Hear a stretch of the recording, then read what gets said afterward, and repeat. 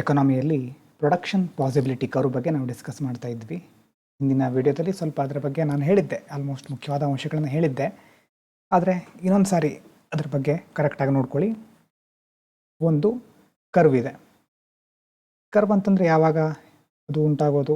ಒಂದು X Axis ಇರುತ್ತೆ, ಇನ್ನೊಂದು ವೈ ಆ್ಯಕ್ಸಿಸ್ ಇರುತ್ತೆ. ಎರಡು ಅಂಶಗಳು ಪರಸ್ಪರ ಹೇಗೆ ಬದಲಾಗ್ತಾ ಹೋಗುತ್ತೆ ಅನ್ನೋದನ್ನು ಒಂದು ಕರ್ವ್, ಸ್ಟ್ರೇಟ್ ಲೈನ್ ಇದರ ಮೂಲಕ ರೆಪ್ರೆಸೆಂಟ್ ಮಾಡ್ತೇವೆ. ಹಿಂದಿನ ಒಂದು ವಿಡಿಯೋದಲ್ಲಿ ನಾವು ಎಕ್ಸಾಂಪಲ್ ತೊಗೊಂಡಿದ್ದು ನೆನಪಿದೆಯಾ?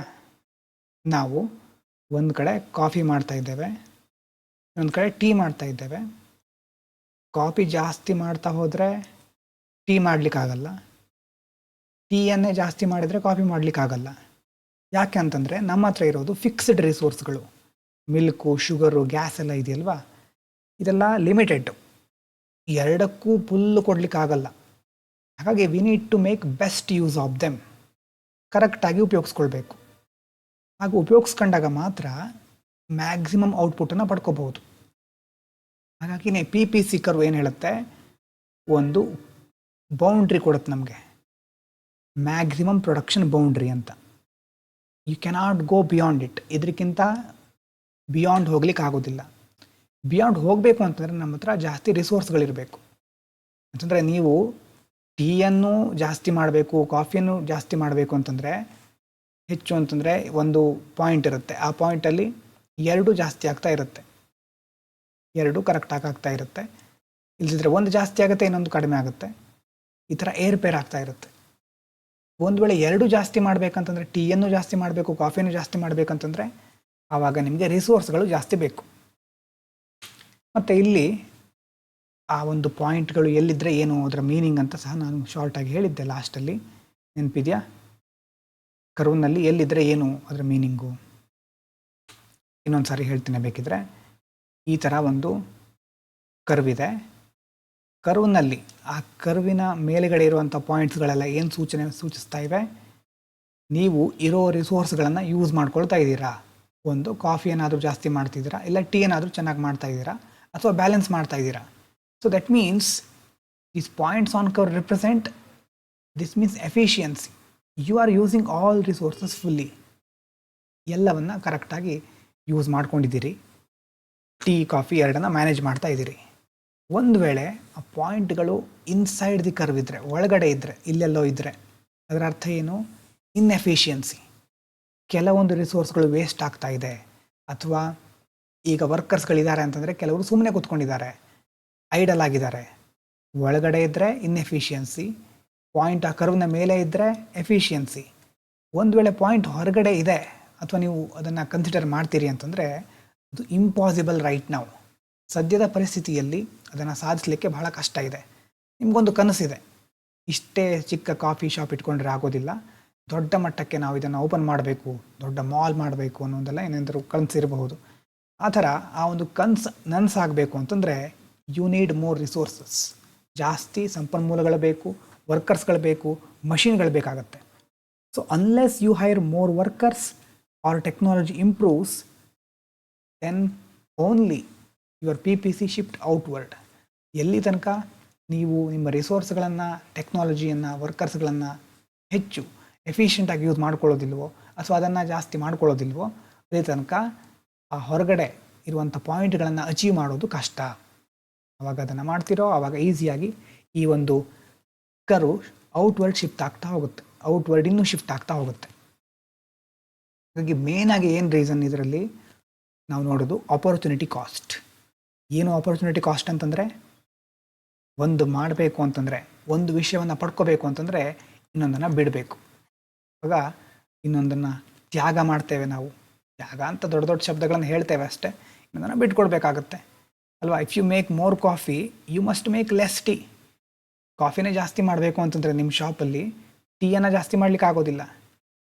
10 ಲೋಟ ಕಾಫಿ ಜಾಸ್ತಿ ಮಾಡಬೇಕು ಅಂತಂದರೆ ಈ ಕಡೆ 15 ಲೋಟ ಟೀಯನ್ನು ಕಡಿಮೆ ಮಾಡಬೇಕಾಗಬಹುದು. ಕಾಸ್ಟ್ ಅಂತಂದರೆ ಏನು? ಖರ್ಚಾಗಿರೋದು. ಇಲ್ಲಿ ಆಗಿರೋದೇನು? ಲಾಸ್ಟ್. ಮುಖ್ಯವಾಗಿ 15 ಕಪ್ ಟೀ ನಿಮ್ಮ ಹತ್ರ ಮಾಡಲಿಕ್ಕೆ ಆಗ್ತಾ ಇಲ್ವಲ್ಲ, ಅದನ್ನೇ ಆಪರ್ಚುನಿಟಿ ಕಾಸ್ಟ್ ಅಂತ ನಾವು ಕರೆಯೋದು. ಯಾವುದನ್ನು ನಾವು ಬಿಟ್ಕೊಡ್ತಾ ಇರ್ತೀವೋ ಅದು ಆಪರ್ಚುನಿಟಿ ಕಾಸ್ಟ್. ಆ ಸ್ಯಾಕ್ರಿಫೈಸನ್ನು PPC ಕರೆಕ್ಟಾಗಿ ನಮಗೆ ರಿಪ್ರೆಸೆಂಟ್ ಮಾಡ್ತಾ ಇರುತ್ತೆ. ಉದಾಹರಣೆಗೆ ನೋಡಿ, ಇಲ್ಲಿ ಕಾಫಿ ಇದೆ, ಈ ಕರು ಇಲ್ಲಿದೆ. ಕಾಫಿ ಇಷ್ಟು ಬಂತು ಅಂತಂದರೆ ಈ ಪಾಯಿಂಟಲ್ಲಿ ಟೀ ಎಷ್ಟಿದೆ? ಕಾಫಿ ಒಂದು 15 ಲೋಟ ಇರಬಹುದು, ಆದರೆ ಟೀ ಎಷ್ಟಿದೆ? 0 ಇದೆ.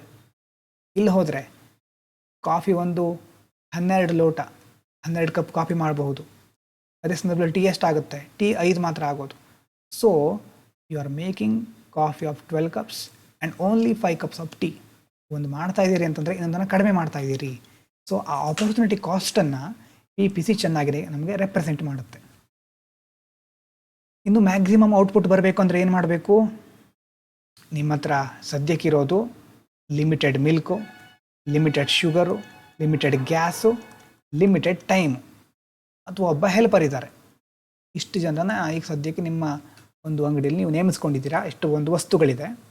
ನಿಮಗೆ ಟೀಯನ್ನು ಮಾಡಬೇಕು, ಕಾಫಿಯನ್ನು ಮಾಡಬೇಕು. ಒಂದು ವೇಳೆ ಜಾಸ್ತಿ ಟೀ ಮಾಡಬೇಕು, ಜಾಸ್ತಿ ಕಾಫಿ ಮಾಡಬೇಕು ಅಂತಂದರೆ ಏನಾಗಬೇಕು? ಈಗ 2 ಮುಖ್ಯವಾದ ಸ್ಟೆಪ್ಗಳು ಬರುತ್ತೆ ನೋಡಿ. ಈ ಸ್ಟೆಪ್ಗಳನ್ನು ಜಸ್ಟು ಎಕಾನಮಿಗೆ ಅಂತ ಓದಬೇಡಿ, ಇದು ಎಲ್ಲ ಫೀಲ್ಡಲ್ಲೂ ಅಪ್ಲೈ ಆಗ್ತಾ ಹೋಗುತ್ತೆ. ಉದಾಹರಣೆಗೆ ನೀವು ದಿನ ಒಂದು ಸಬ್ಜೆಕ್ಟನ್ನು, ಯಾವುದೋ ಒಂದು ವಿಷಯನ ಓದಬೇಕು ಅಂದ್ಕೊಂಡಿರ್ತೀರಿ. ನಿಮ್ಮ ಹತ್ರ ಇರುವಂಥ ರಿಸೋರ್ಸ್ ಯಾವುದು ಸದ್ಯಕ್ಕೆ? ಟೈಮ್ ಅಲ್ವಾ? ಟೈಮ್ ಇರೋದು 2 ಅವರ್. 2 ಸಬ್ಜೆಕ್ಟ್ ಇದೆ. ಆ 2 ಸಬ್ಜೆಕ್ಟಲ್ಲಿ A ಮತ್ತು B ಅನ್ನೋ 2 ಸಬ್ಜೆಕ್ಟ್ ಇದೆ. ಹೇಗೆ ಅಲೋಕೇಟ್ ಮಾಡ್ತೀರಾ ರಿಸೋರ್ಸ್ಗಳನ್ನು ಅನ್ನೋದು ಇಂಪಾರ್ಟೆಂಟ್. ಮ್ಯಾಕ್ಸಿಮಮ್ ಔಟ್ಪುಟ್ ಬೇಕು ಅಂತಂದರೆ ಏನು ಮಾಡಬಹುದು? ಇರೋವಂಥ 2 ಸಬ್ಜೆಕ್ಟು ಮತ್ತು 2 ಅವರು, 2 ಅವರ್ನಲ್ಲಿ 2 ಸಬ್ಜೆಕ್ಟನ್ನು ಹೇಗೆ ಮ್ಯಾಕ್ಸಿಮಮ್ ಆಗಿ ನಾವು ಯುಟಿಲೈಸ್ ಮಾಡ್ಕೋಬಹುದು? ಅದಕ್ಕೆ ಏನು ಮಾಡಬೇಕು? ಎಕಾನಮಿ ಪ್ರಕಾರ ಫುಲ್ ಎಂಪ್ಲಾಯ್ಮೆಂಟ್ ಆಫ್ ರಿಸೋರ್ಸಸ್. ನಿಮ್ಮ ಹತ್ರ ಏನೇನು ಸಲಕರಣೆಗಳಿದೆಯೋ, ಉದಾಹರಣೆಗೆ ಬುಕ್ಸ್ ಇರಬಹುದು, ನೋಟ್ಸ್ ಇರಬಹುದು, ಅಥವಾ ಯಾವುದೇ ಒಂದು ಟೂಲನ್ನು ನೀವು ಯೂಸ್ ಮಾಡ್ತಾ ಇರಬಹುದು, ಅದನ್ನು ಚೆನ್ನಾಗಿ ಯೂಸ್ ಮಾಡ್ಕೊಳ್ಳಿ. ಸುಮ್ಮನೆ ಎಲ್ಲೆಲ್ಲೋ ಒಟ್ರಾಶಿಯಾಗಿ ಇಟ್ಟಿರೋದಲ್ಲ. All workers and machines are used. ಸುಮ್ಮನೆ ಬುಕ್ ತಂದು ಇಡೋದಲ್ಲ, ಬುಕ್ಕನ್ನು ಚೆನ್ನಾಗಿ ಓದೋದು. ಒಂದು ವೇಳೆ ಒಬ್ಬ ಅಂಗಡಿಯಲ್ಲಿ ಹೆಲ್ಪರ್ ಇದ್ದಾನೆ, ಏನು ಮಾಡಿದ್ರೆ ಸುಮ್ಮನೆ ಕೂತ್ಕೊಂಡಿದ್ದಾನೆ, ಅವನಿಂದ ಆವಾಗ ವರ್ಕ್ ಆಗೋದಿಲ್ಲ, ಔಟ್ಪುಟ್ ಕಡಿಮೆ ಆಗಿಬಿಡುತ್ತೆ. ಔಟ್ಪುಟ್ ಕಡಿಮೆ ಆದರೆ ಎಫಿಷಿಯನ್ಸಿ ಕಡಿಮೆ ಆಗ್ತಾ ಹೋಯಿತು. ಎಲ್ಲಿ ಬರುತ್ತೆ? ಆ ಪಾಯಿಂಟ್ಗಳೆಲ್ಲ ಒಳಗಡೆ ಬರ್ತಾ ಹೋಗುತ್ತೆ. ನಿಮ್ಮದು ಹಾಗೆ ಟೈಮ್ ಇದೆ, ಬುಕ್ ಇದೆ, ಆದರೆ ಬುಕ್ ಎಲ್ಲ ಹಾಗೆ ಒಳಗಡೆ ಕಬೋರ್ಡ್ನಲ್ಲಿದೆ, ನೀವು ನೋಡ್ತಾ ಕೂತ್ಕೊಂಡಿದ್ದೀರಾ ಅಷ್ಟೇ. ನಿಮ್ಮ ಎಫಿಷಿಯನ್ಸಿ ಡೌನ್ ಆಗ್ತಾ ಬರುತ್ತೆ. ಒಂದು ವೇಳೆ ಎಲ್ಲ ವರ್ಕ್ ಕರೆಕ್ಟಾಗಿ ಮಾಡ್ತಾ ಇದ್ದರೆ, if every one is working, that will be the best output ಅಲ್ವಾ? That will give rise to best output. ಎಲ್ಲ ವರ್ಕರ್ಗಳು, ಎಲ್ಲ ಮಷಿನ್ಗಳನ್ನು ಚೆನ್ನಾಗಿ ಯುಟಿಲೈಸ್ ಮಾಡಿಕೊಂಡ್ರೆ ಆವಾಗ ನಮಗೆ ಚೆನ್ನಾಗಿರೋ ಔಟ್ಪುಟ್ ಸಿಗುತ್ತೆ. ನಿಮಗೂ ಹಾಗೆ ಓದಬೇಕಾದ್ರೆ ಇರುವಂಥ ಟೈಮನ್ನು ಸರಿಯಾಗಿ ಉಪಯೋಗ ಮಾಡಿಕೊಂಡ್ರೆ, ಇರುವಂಥ ರಿಸೋರ್ಸ್ಗಳನ್ನೇ ಚೆನ್ನಾಗಿ ರಿವಿಷನ್ ಮಾಡಿದರೆ ಆವಾಗ ಔಟ್ಪುಟ್ ಚೆನ್ನಾಗಿ ಸಿಗುತ್ತೆ. ಪಾಯಿಂಟ್ಗಳೆಲ್ಲ PPC ಕರುನ ಮೇಲ್ಗಡೆನೇ ಇರುತ್ತೆ, ಒಳಗಡೆ ಬರೋದಿಲ್ಲ. ಹಾಗಾಗಿ ಮೊದಲನೇದು ಇರುವಂಥ ರಿಸೋರ್ಸ್ಗಳನ್ನು ಚೆನ್ನಾಗಿ ಯೂಸ್ ಮಾಡ್ಕೊಳ್ಳಿ. ಇರೋದನ್ನು ಯೂಸ್ ಮಾಡ್ಕೊಳ್ಳಿ. ಬೇರೆ ಬೇರೆ ರಿಸೋರ್ಸ್ಗಳನ್ನು ಎಲ್ಲ ಸಂಗ್ರಹ ಮಾಡೋದಕ್ಕಿಂತ ಇರೋದನ್ನೇ ಚೆನ್ನಾಗಿ ಯೂಸ್ ಮಾಡ್ಕೊಳ್ಳಿ, ಮೊದಲನೇದು. So efficient use of resources. ಮೊದಲನೇದು ಎಂಪ್ಲಾಯ್ಮೆಂಟು, ಇರುವಂಥ ರಿಸೋರ್ಸ್ಗಳಿಗೆ ಎಂಪ್ಲಾಯ್ಮೆಂಟ್ ಕೊಡೋದು. ಎರಡನೇದು ಸಹ ಅದೇ ಒಂದು ತತ್ವನೇ ಹೇಳುತ್ತೆ, ವೇಸ್ಟ್ ಆಗದಿರೋ ಥರ ನೋಡ್ಕೊಳ್ಳೋದು. ಟೈಮ್ ಇದೆ 2 ತಾಸು, 2 ತಾಸು ಎಲ್ಲೆಲ್ಲೋ ಹೋಗ್ಬೋದು. ಅರ್ಧ ಗಂಟೆ ಮಾತನಾಡ್ಲಿಕ್ಕೆ ಹೋದರೆ ಇನ್ನು ಅರ್ಧ ಗಂಟೆ ಮೊಬೈಲ್ ನೋಡ್ಲಿಕ್ಕೆ ಹೋಗ್ಬಿಡುತ್ತೆ. ಹಾಗಾಗಿ ಎಲ್ಲಿ ವೇಸ್ಟ್ ಆಗ್ತಾ ಇದೆಯೋ ಅದನ್ನು ಕಡಿಮೆ ಮಾಡಿ. ಒಬ್ಬ ಅಂಗಡಿಯವನು ಹೇಗೆ ಸಣ್ಣ ಸಣ್ಣ ವಿಷಯಗಳನ್ನು ಗಮನಿಸ್ತಾನೆ ನೋಡಿದ್ದೀರಾ? ಸ್ವಲ್ಪ ಮಿಲ್ಕ್ ವೇಸ್ಟ್ ಆಗ್ಲಿಕ್ಕೆ ಬಿಡೋದಿಲ್ಲ. ಸಕ್ಕರೆ ಎಷ್ಟಾಗುತ್ತೆ ಪ್ರತಿಯೊಂದು ಗ್ರಾಮನ ಲೆಕ್ಕ ಹಾಕಿರೋ ಥರ ಅವನು ನೋಡ್ತಾ ಇರ್ತಾನೆ. ಮತ್ತು ಒಂದು ವೇಳೆ ಪ್ಲ್ಯಾನಿಂಗೇ ಕರೆಕ್ಟಾಗಿ ಆಗದೆ ಇದ್ದರೆ ವೇಸ್ಟ್ ತುಂಬ ಆಗುತ್ತೆ. So you need to make a plan. First plan ಮಾಡ್ಕೋಬೇಕು.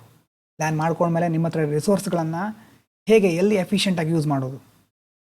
ಎಷ್ಟೋ ಕಡೆ ನೀವು ಕೇಳಿರಬಹುದು, ಮಧ್ಯಾಹ್ನದ ಊಟ ಸಂದರ್ಭವನ್ನು ನ್ಯೂಸ್ ನೋಡಲಿಕ್ಕೆ ಅಥವಾ ಬೇರೆ ಬೇರೆ ವಿಷಯಗಳನ್ನು ತಿಳ್ಕೊಳ್ಳಿಕ್ಕೆ, ಡಿಸ್ಕಷನ್ ಮಾಡಲಿಕ್ಕೆ ಬಳಸ್ತಾರೆ ಅಂತ. ಆ ಥರ ಮಾಡೋರು ಇರ್ತಾರೆ.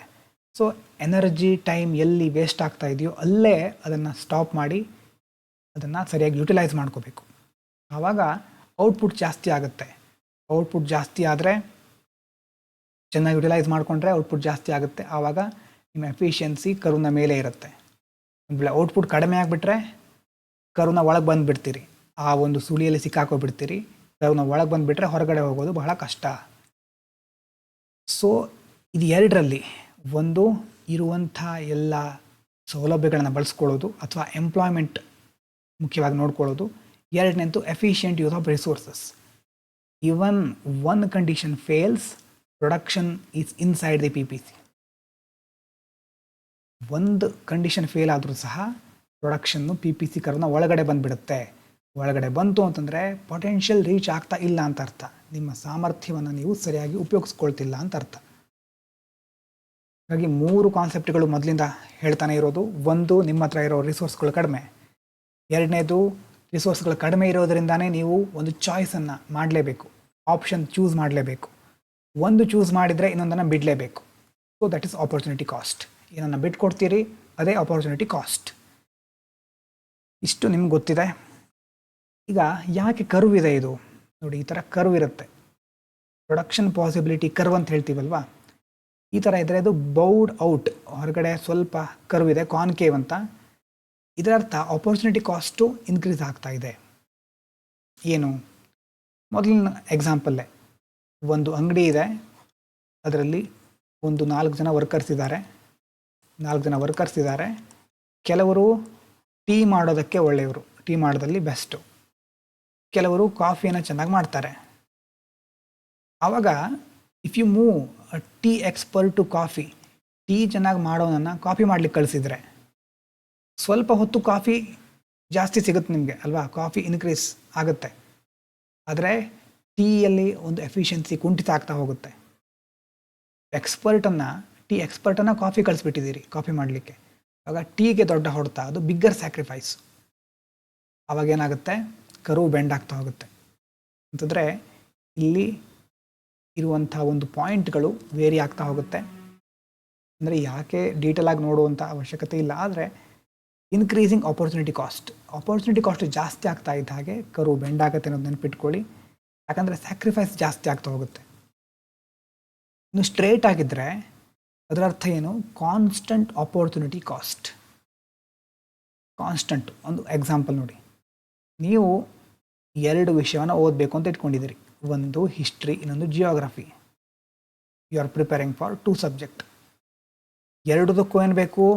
ಓದಬೇಕು, ಶಾರ್ಟ್ ನೋಟ್ಸ್ ಮಾಡ್ಕೋಬೇಕು. 1 ಅವರ್ 1 ಚಾಪ್ಟರ್, ಎರಡದಕ್ಕೂ ಸಹ ಕೊಡ್ಬೋದು. 1 hour 1 chapter in both subject.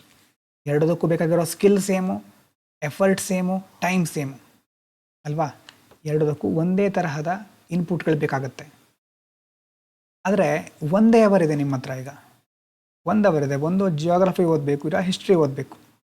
So every time you do 1 geography chapter, you give up exactly 1 history chapter. Geography ಓದ್ತಿದ್ದೀರಾ ಅಂತಂದರೆ ಆವಾಗ ಹಿಸ್ಟ್ರಿ ಓದಲಿಕ್ಕೆ ಆಗಲ್ಲ. ಸೊ ಪ್ರತಿ 1 ಗಂಟೆಯಲ್ಲೂ ನಿಮ್ಮ ಒಂದು ಆಪರ್ಚುನಿಟಿ ಕಾಸ್ಟ್ ಕಾನ್ಸ್ಟೆಂಟ್ ಆಗಿರುತ್ತೆ. 1 ಅವರ್ ಹಿಸ್ಟ್ರಿ ಓದಿದ್ರೆ 1 ಅವರ್ ಜಿಯೋಗ್ರಫಿ ಓದಲಿಕ್ಕೆ ಆಗ್ತಾ ಇಲ್ಲ. ಅದರ ಅರ್ಥ ಏನು? ನೀವು ಬಿಟ್ಕೊಡ್ತಾ ಇರ್ತಕ್ಕಂಥ ಒಂದು ಆಪರ್ಚುನಿಟಿ ಕಾಸ್ಟು ಸೇಮ್ ಇದೆ, ಕಾನ್ಸ್ಟೆಂಟ್ ಆಗಿದೆ. ಇಲ್ಲಿ 1 ಯೂಸ್ ಮಾಡ್ತಿದ್ದೀರಿ ಅಂತಂದರೆ ಇನ್ನು 1 ಪ್ರಮಾಣದ ವಸ್ತುವನ್ನು ಬಿಟ್ಕೊಡ್ತಾ ಇದ್ದೀರಿ. Every time you do 1 geography chapter, you give up exactly 1 history chapter. That means opportunity cost is constant, 1 chapter. ಈಗ ನೋಡಿ, ಇಲ್ಲಿ ಏನಿದೆಯೋ ಅದಕ್ಕೆ ಸಂಬಂಧಪಟ್ಟ ಹಾಗೆ ಒಂದು ಏನನ್ನು ಮಾಡ್ತಾ ಇದ್ದೀರಿ, ಇನ್ನೊಂದನ್ನು ಬಿಟ್ಕೊಡ್ಬೇಕಾಗತ್ತೆ. ಇದು ಇಲ್ಲಿ ಎಕ್ಸ್ದು ಜಾಸ್ತಿ ಆಗ್ತಾ ಇದ್ದ ಹಾಗೆ ವೈದು ಕಡಿಮೆ ಆಗ್ತಾ ಬಂದಿದೆ ನೋಡಿ. ಪ್ರತಿಯೊಂದು ಕಡೆಯೂ ಇನ್ನೊಂದನ್ನು ಬಿಟ್ಕೊಡ್ಬೇಕಾಗ್ತಾ ಹೋಗುತ್ತೆ. ಒಂದು ಜಾಸ್ತಿ ಆಗುತ್ತೆ, ಇನ್ನೊಂದು ಕಡಿಮೆ ಆಗ್ತಾ ಹೋಗುತ್ತೆ. ನೋಡಿ, ನಾನು ಒಂದು ಸ್ಟ್ರೇಟ್ ಲೈನ್ ಹೇಳಿದೆ, ಈ ಥರ ಉದ್ದವಾದ ಗೆರೆ ಹೇಳಿದೆ, ಒಂದು ಅಡ್ಡವಾದ ಗೆರೆ ಹೇಳಿದೆ. ಒಂದು ಉದ್ದವಾದ ಗೆರೆ ಹೇಳಿದಾಗ ಅಡ್ಡವಾದ ಗೆರೆ ಈ ಥರ ಇತ್ತು, ಇದು ಎ ಅಂತ ಕನ್ಸಿಡರ್ ಮಾಡಿ. ಬಿ ಪಾಯಿಂಟಲ್ಲಿ ನೋಡಿ, ಉದ್ದವಾದ ಗೆರೆ ಸ್ವಲ್ಪ ಉದ್ದ ಆಯಿತು, ಇನ್ನು ಇದಕ್ಕಿಂತ ಉದ್ದ ಆಗಿದೆ. ಆದರೆ ಅಡ್ಡವಾದ ಗೆರೆ ಇದೆಯಲ್ವಾ, ಇದು ಚಿಕ್ಕದಾಗ್ತಾ ಬಂದಿದೆ. ಇಲ್ಲಿ ಉದ್ದವಾಗಿದ್ದು ಇನ್ನೂ ಉದ್ದ ಆಗಿದೆ, ಅಡ್ಡವಾಗಿದ್ದು ಇನ್ನೂ ಚಿಕ್ಕ ಆಗ್ತಾ ಹೋಗಿದೆ. ಇದರ ಅರ್ಥ ಪ್ರತಿ ಬಾರಿನೂ ಕಾನ್ಸ್ಟೆಂಟ್ ಆಗಿ ಒಂದು ಕಡಿಮೆ ಆಗ್ತಾ ಬಂದಿದೆ, ಇನ್ನೊಂದು ಏರ್ತಾ ಹೋಗಿದೆ. ಹಾಗಾಗಿ ಕರ್ವ್ನ ಮೇಲೆ ಇದ್ದರೆ use of all resource, inside the curve ಇದ್ದರೆ waste or unemployment, outside the curve ಇದ್ದರೆ ಈಗ ಸದ್ಯಕ್ಕೆ ಆಗೋದಿಲ್ಲ, ಡ್ರೀಮ್ ಅದು ಅಲ್ವಾ. ಒಳಗಡೆ ಇದ್ದರೆ ಇನ್ಎಫಿಷಿಯನ್ಸಿ, ಇದ್ರ ಮೇಲುಗಡೆ ಇದ್ದರೆ ಎಫಿಷಿಯನ್ಸಿ, ಹೊರಗಡೆ ಇದ್ದರೆ ಡ್ರೀಮು. ಸದ್ಯಕ್ಕೆ ಆಗೋದಿಲ್ಲ, ಆದರೆ ಥಿಂಕ್ ಮಾಡೋಣ ಅಂತ. ಮತ್ತು ಬೌ ಅಂತಂದರೆ ಸ್ವಲ್ಪ ಬಾಗಿರೋದು, ಅದರರ್ಥ ಕಾಸ್ಟ್ ಇನ್ಕ್ರೀಸ್ ಆಗ್ತಾ ಇದೆ, ಆಪರ್ಚುನಿಟಿ ಕಾಸ್ಟ್ ಇನ್ಕ್ರೀಸ್ ಆಗ್ತಾ ಇದೆ, ಸರಿಯಾಗಿ ಎಲ್ಲ ಮ್ಯಾನೇಜ್ ಮಾಡ್ಲಿಕ್ಕೆ ಆಗ್ತಾ ಇಲ್ಲ. ಸ್ಟ್ರೇಟ್ ಆಗಿದ್ದರೆ constant, special ಕೇಸ್ಗಳಲ್ಲಾಗುತ್ತೆ.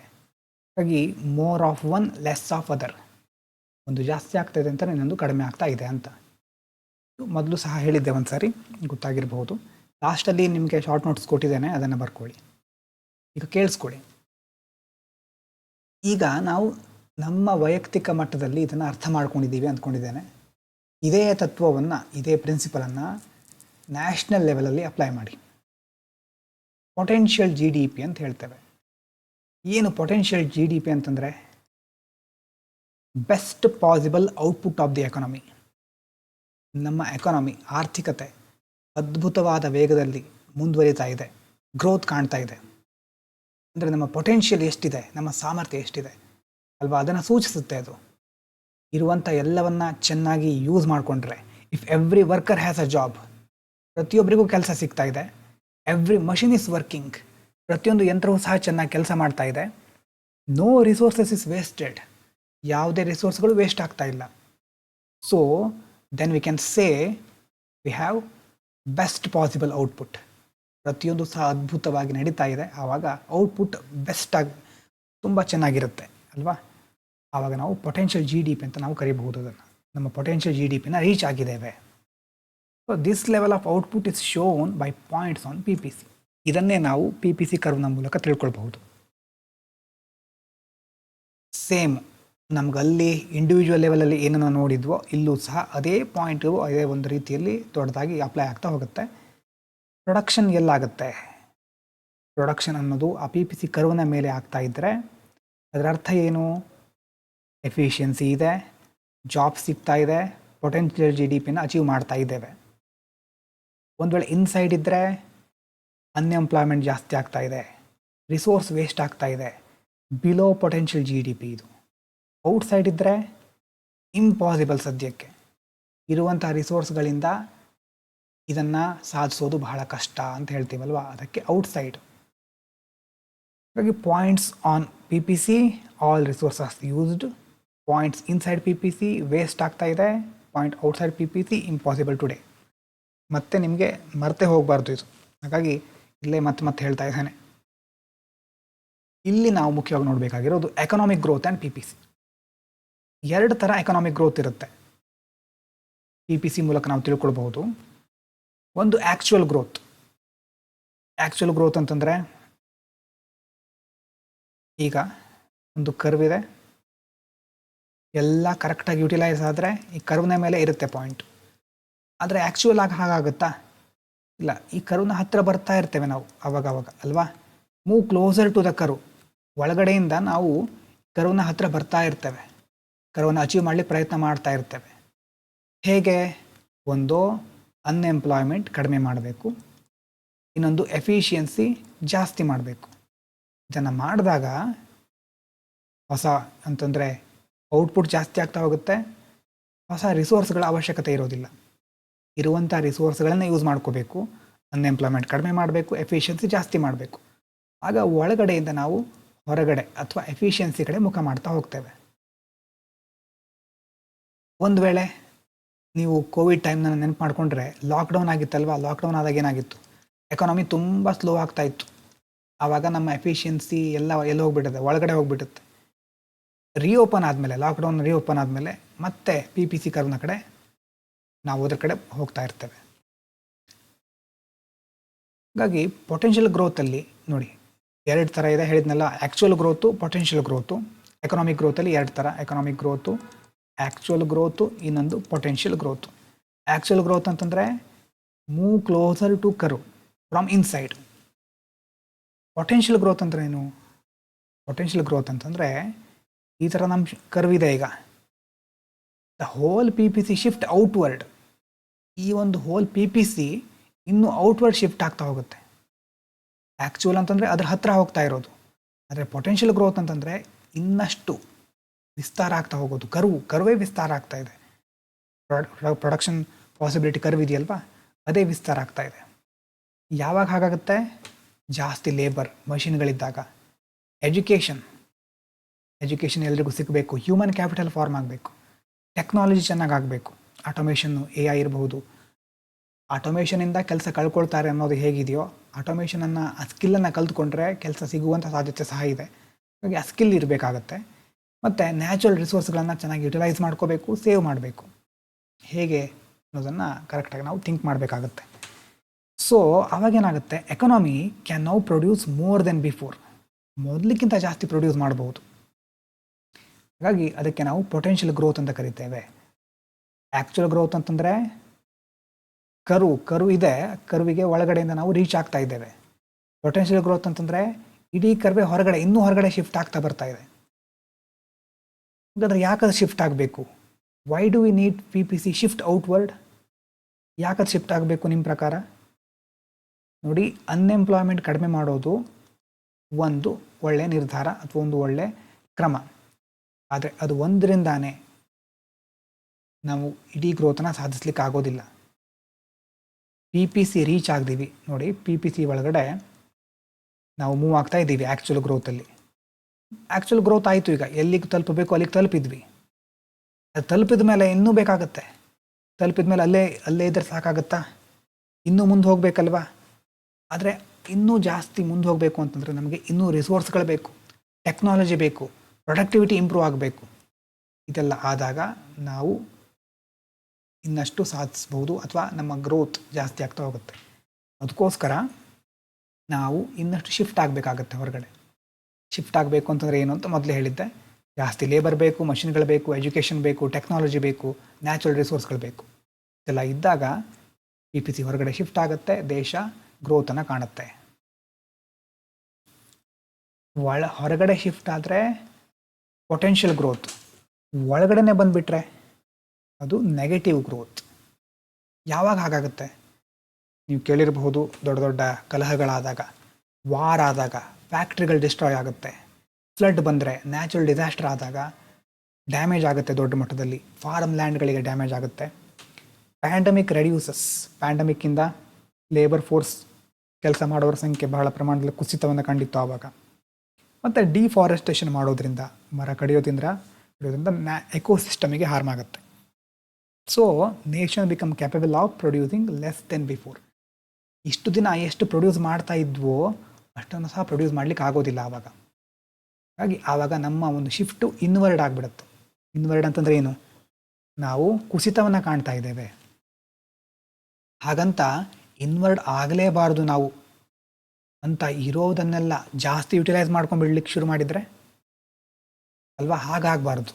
So even if reach maximum efficiency we must avoid. ನಾವೀಗ ಮ್ಯಾಕ್ಸಿಮಮ್ ಎಫಿಷಿಯನ್ಸಿ ತಲುಪಿದ್ದೇವೆ. ಆದರೆ ಹಾಗೆ ತಲುಪಿದ್ದೇವೆ ಅಂತ ಮಾತ್ರಕ್ಕೆ ಫಾರೆಸ್ಟ್ಗಳನ್ನು ಓವರ್ ಯೂಸ್ ಮಾಡೋದು, ಪೊಲ್ಯೂಷನ್ ಮಾಡೋದು, ಎಕ್ಸೆಸಿವ್ ಮೈನಿಂಗ್ ಮಾಡೋದು, ಇದೆಲ್ಲ ಮಾಡಿಬಿಟ್ರೆ ಏನಾಗುತ್ತೆ?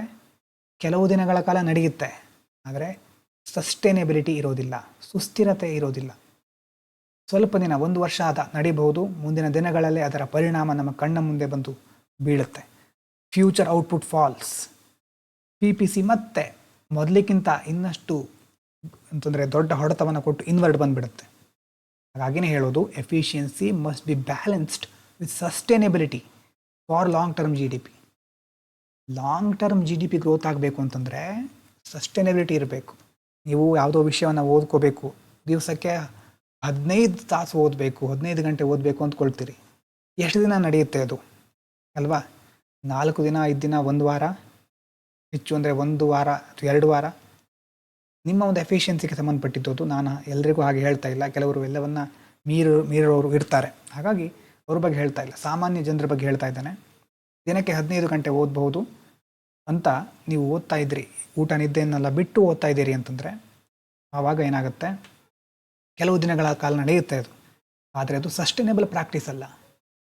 ಸಸ್ಟೈನೇಬಲ್ ಪ್ರಾಕ್ಟೀಸ್ ಯಾವಾಗ ಅಂತಂದರೆ 15 ಗಂಟೆಗಳ ಕಾಲ ಸರಿಯಾಗಿ ಪ್ಲ್ಯಾನ್ ಮಾಡಿಕೊಂಡು, ಬ್ರೇಕ್ ತೆಗೆದುಕೊಂಡು, ನಿದ್ದೆ, ಊಟ ಇದು ಯಾವುದು ಕಾಂಪ್ರಮೈಸ್ ಮಾಡ್ಕೊಳ್ಳದೆ ಎಕ್ಸಸೈಸ್ ಮಾಡ್ಕೋತಾನೆ ಅಲ್ವಾ? ಆ ಒಂದು ಸಿಸ್ಟಮನ್ನು ಫಾಲೋ ಮಾಡಿದಾಗ ಅದು ಸಸ್ಟೈನೇಬಿಲಿಟಿ.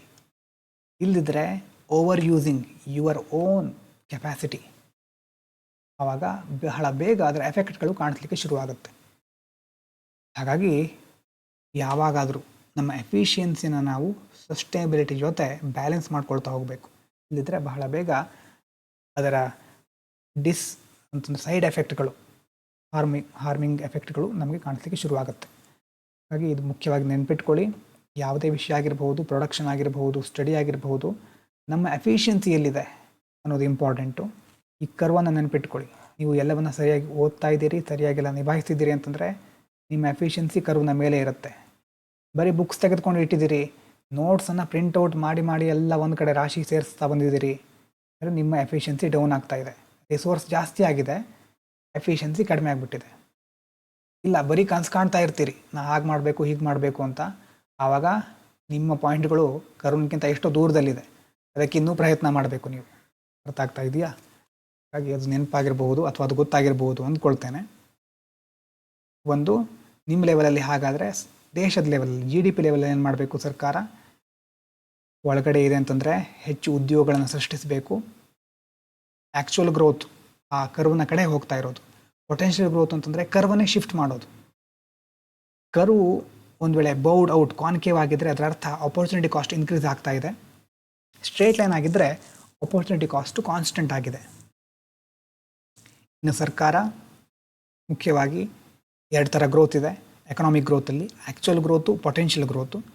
ಆ್ಯಕ್ಚುಯಲ್ ಗ್ರೋತನ್ನು ಆ ಒಂದು ಕರ್ವ್ನ ಹತ್ತಿರ ಹೋಗ್ತಾ ಇದ್ದೀವಿ ಅಂತ. ಪೊಟೆನ್ಷಿಯಲ್ ಗ್ರೋತ್ ಅಂತಂದರೆ ಕರ್ವ್ ಶಿಫ್ಟ್ ಆಗ್ತಿದೆ ಅಂತ. ನಮ್ಮ ಗುರಿ ಕರ್ವನ್ನು ಶಿಫ್ಟ್ ಮಾಡೋದು, ಔಟ್ವರ್ಡ್ ಶಿಫ್ಟ್ ಮಾಡೋದು. ಇನ್ವರ್ಡ್ ಶಿಫ್ಟ್ ಮಾಡಿಬಿಟ್ರೆ ಏನಾಗ್ಬಿಡುತ್ತೆ? ನೆಗೆಟಿವ್ ಗ್ರೋತ್ ಅಂತ ಕರೆಸ್ಕೊಂಡ್ಬಿಡುತ್ತೆ. ಆದರೆ ಔಟ್ವರ್ಡ್ ಶಿಫ್ಟ್ ಮಾಡ್ಲಿಕ್ಕೆ ಹೋಗಿ ನಮ್ಮ ಸಸ್ಟೈನೇಬಿಲಿಟಿ ಕಳ್ಕೊಬಿಡೋದಲ್ಲ, ನಮ್ಮ ಸಸ್ಟೈನೇಬಿಲಿಟಿ ಸಹ ಇರಬೇಕು, ಗ್ರೋತ್ ಸಹ ಆಗ್ತಾ ಇರಬೇಕು ಅನ್ನೋದು ಇಲ್ಲಿಂದ ನಾವು ತಿಳ್ಕೊಳ್ಬೇಕಾಗಿರುವಂಥ ಅಂಶ. ಇದ್ರ ಬಗ್ಗೆ ರಿವಿಷನ್ ನೋಟ್ಸ್ ಕೊಟ್ಟಿದ್ದೇನೆ ಕೆಳಗೆ, ಇದನ್ನು ನೋಡಿಕೊಂಡು ನೋಟ್ಸ್ ಮಾಡ್ಕೊಳ್ಳಿ. ಮುಂದಿನ ವಿಡಿಯೋದಲ್ಲಿ ಸಿಗೋಣ. Thank you so much. Video ಇಷ್ಟ ಆದರೆ ಲೈಕ್ ಮಾಡಿ. ಎಲ್ಲರಿಗೂ ಧನ್ಯವಾದಗಳು. Stay healthy, stay fantastic.